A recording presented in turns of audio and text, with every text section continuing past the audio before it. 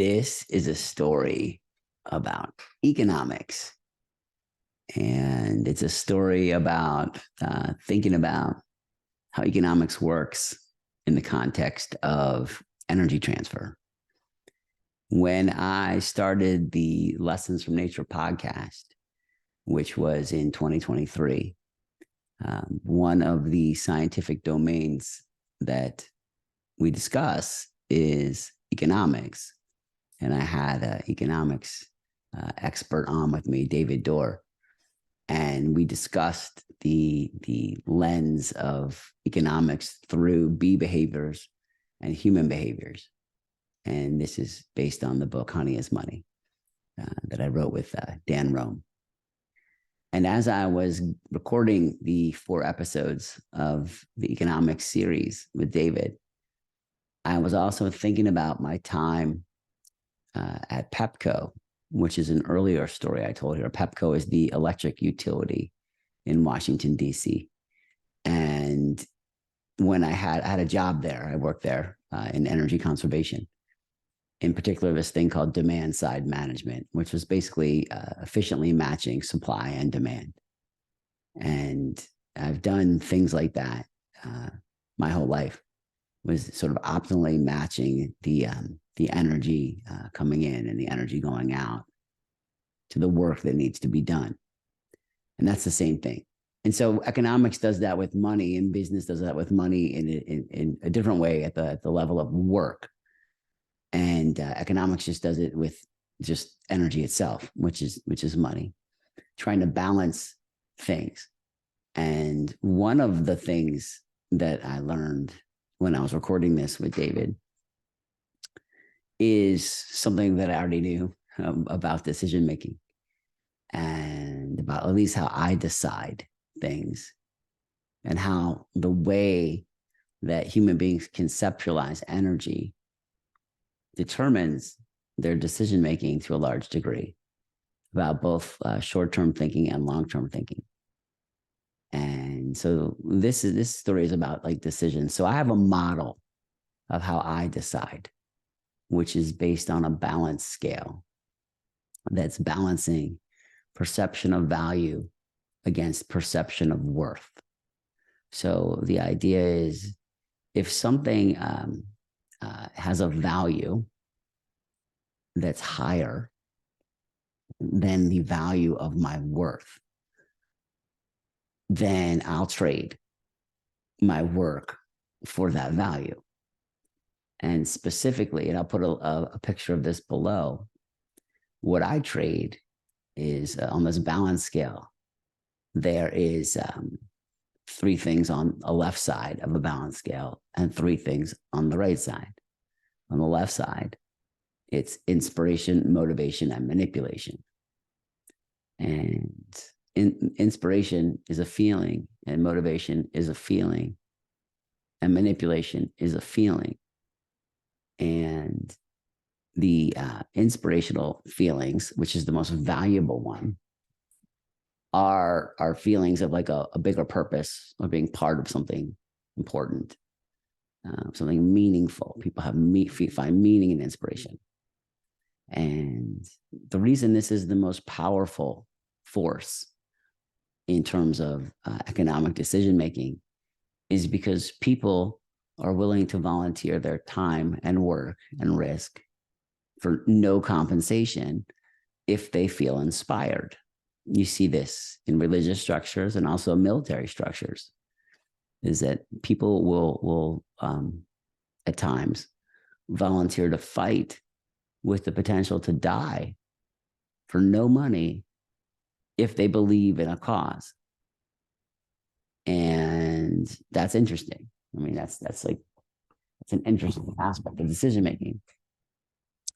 When people don't feel inspired, the next best thing is motivation. And motivation is usually done with rewards. And typical reward in business is money, trading someone money for a job, and then potentially giving them a bonus if their performance exceeds certain minimum thresholds in some way, some kind of bonus, performance bonus or something. At least that's my experience. of jobs, or at least the jobs I've created, all work that way. And jobs I've been, places I've worked have had that model, and that's motivation. And people, try, at least in general, to get more money over time by playing the games that are around them to try to minimize the amount of work they do and maximize the amount of money they get in different ways. And that's the game of motivation. And that's not incompatible with inspiration, because you can feel inspired and motivated to do something. So when you work somewhere that's doing something meaningful and you're getting paid the amount of money that you think is worth it to you, or to me, I guess, first person, it's worth it. And that's rare in my experience. At least my work experience has been rare that I was working, doing something meaningful and getting paid for it at the same time. For me, it's always been a trade, one or the other. And the third assessment of worth or value created for my worth. The third assessment of value is manipulation, which is doing something to pursue safety or avoid danger. And that's the worst possible way, the worst way to influence decision-making is through manipulation. And you see it play out in parts of the world where there's not a lot of inspiration to be had and there's not a lot of motivation to be had. So the only other tool in the toolbox is manipulation. And you see this in various structures, same structures as before, as religious structures and military structures, to get people to either act in certain ways, believe certain things, or do certain things. So feel, think, do. So basically, these are the tools in the toolbox to get people to feel things, feel inspired, feel motivated, feel manipulated, think certain thoughts, and take certain actions. And that's one side of this decision-making matrix. The other side is on the furthest out is time. And then next to that is effort. And then the closest to the center is risk. And what people are trading is their time, effort, and risk, the value, their perception of the worth of their time, the worth of their effort, and the worth of the risk. Is it worth it? Is it worth it? Is it worth it? For the value of inspiration, motivation, and manipulation.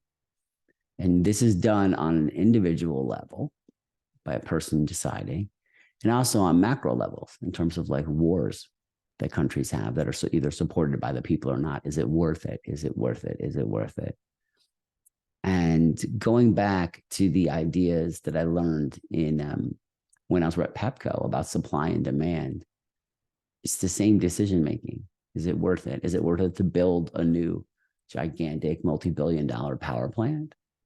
Or is it worth it to pay people some money to reduce their electrical consumption at peak times to avoid building a gigantic power plant? And somewhere in between those two endpoints is every decision that a person makes. Is it worth it? And, I just think it's important to consider human beings and our decision-making structures in the context of energy, because that's what we're deciding. Because in the end, we're trading work, time, effort, and risk for money.